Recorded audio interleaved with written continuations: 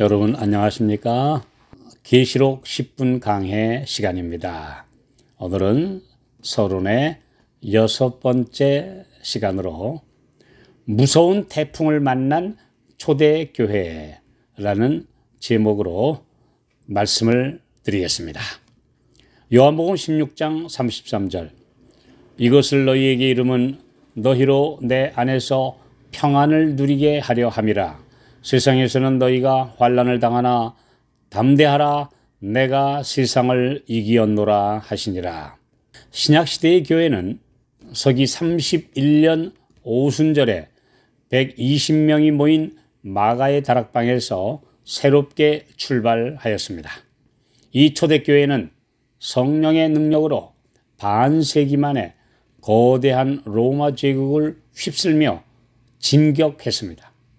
계시록 6장 2절에는 흰 말이 있는데 그 탄 자가 활을 가졌고 멸관을 받고 나가서 이기고 또 이기려고 하더라.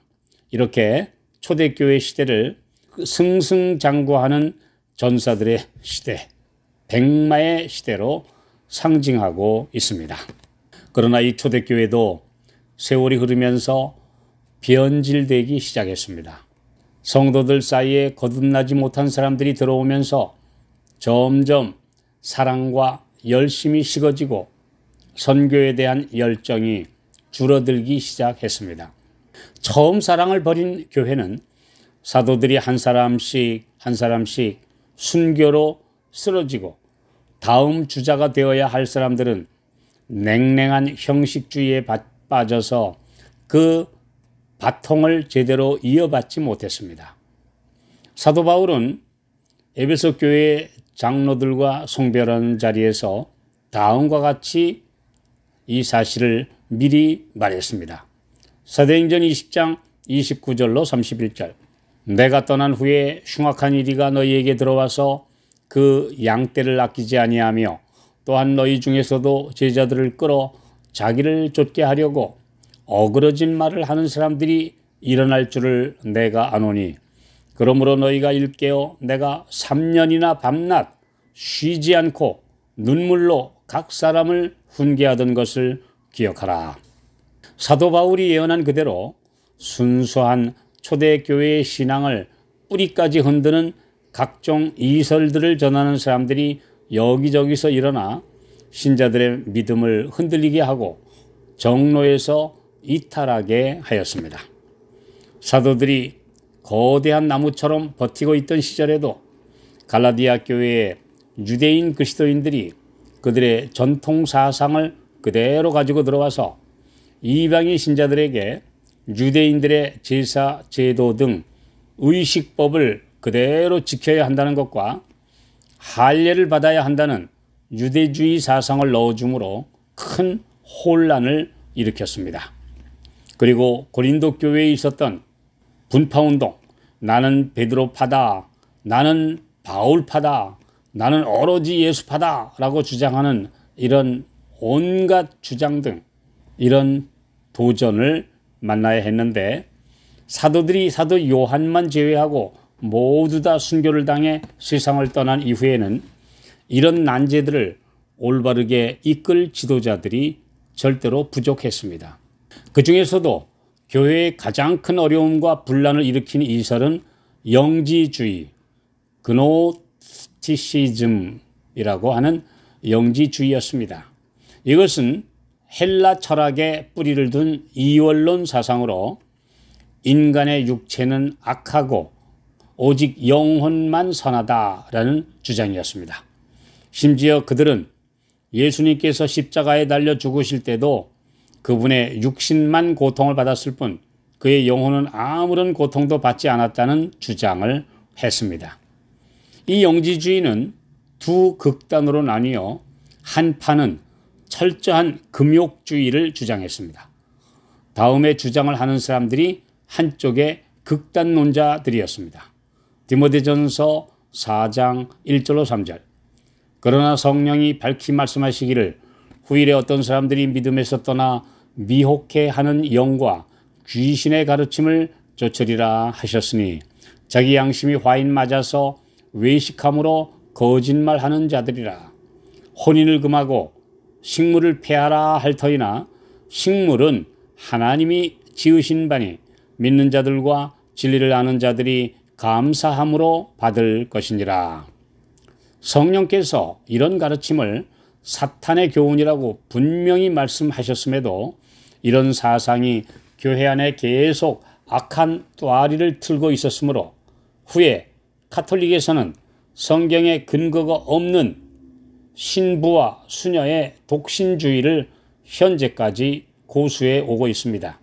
그들이 구원의 길이라고 주장한 금식과 육체 학대 등 고행도 또 수도원 제도도 다 이런 영지주의에 뿌리를 둔 사상입니다.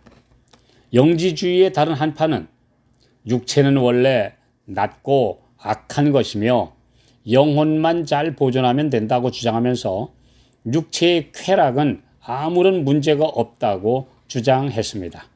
오늘날에도 예수를 믿기만 하면 구원받고 그 이후에는 어떤 행동을 하든지 구원에는 문제가 없다라는 이런 주장이 다 이런 영지주의 사상의 뿌리에서 나온 것입니다. 이 모든 사상은 거짓말의 아비인 사탄에게서 시작된 것입니다. 사탄은 에덴 동산에서 하와에게 금단의 열매를 선악과를 따먹어도 너희가 결코 죽지 아니하리라 하는 거짓말을 한 이래로 오늘날까지 영혼은 절대 죽지 않는다고 사람들을 속이고 있습니다. 그것이 영혼불멸설이죠. 그러나 하나님께서는 분명히 에스겔 18장 4절에 범죄하는 그 영혼이 죽으리라고 말씀하셨습니다. 육체와 영혼은 분리할 수 없는 하나입니다. 육체가 죽으면 그 영, 곧 정신과 마음은 기능을 하지 못합니다. 이것들은 심판의 날까지 하나님의 손 안에 보존되어 있을 뿐입니다. 교회 내부에 이런 큰 문제들과 함께 로마 황제들이 강요한 황제 숭배와 무서운 핍박이 외부에서 교회를 태풍처럼 뒤흔들었습니다. 초대교회는 이렇게 무서운 사탄의 도전을 맞아 싸워야 했습니다. 마지막까지 살아있던 사도 요한마저 박해의 표적이 되어 멀리 반모섬으로 유배되었습니다. 영지주의 등 이설들과 함께 교회를 무너뜨린 가장 큰 문제는 영적인 쇠퇴로 인한 타협과 배도의 정신이었습니다. 결국 이런 정신을 가진 사람들이 교회에 권력을 주면서 로마 제국과 결탁해서 카톨릭 교회와 교황제도라는 거대한 정치와 교회 연합체가 탄생한 것입니다. 가혹한 핍박과 영적 암흑, 혼란과 도무지 앞을 볼 수 없는 불안한 미래를 앞두고 교회에는 이 짙은 흑암의 구름을 뚫고 희망을 보여줄 계시의 빛이 절대로 필요했습니다. 신실한 성도들은 주님께 간절한 마음으로 기도하고 있었고 하늘로부터 오는 위로와 확신을 달라고 간구했습니다. 이런 현실에서 하늘로부터 유배지에 갇혀있는 사도 요한에게 그 시대와 그 이후 있을 긴 중세 종교 암흑시대와 또한 마지막 시대에 있을 교회의 계시록이 주어진 것입니다. 이 계시는 신약의 모든 시대, 모든 교회를 위한 것입니다. 이 역사적인 배경을 무시하고 2000년 동안의 교회 전체를 위해 주신 계시의 내용을 단지 오늘날에만 적용하는 그런 해석들은 다 잘못된 해석입니다. 계시록은 굵직굵직한 큰 그림들을 보여주고 있으며 오늘날 우리에게도 영의 안목을 떠서 이 장엄한 드라마를 바라보고 또 오늘 이 시대에 우리에게 적용되는 주님의 음성을 듣고 그래서 속히 오실 주님에 대한 간절한 소망을 우리 모두가 더 굳게 가지게 되기를 주님은 원하십니다.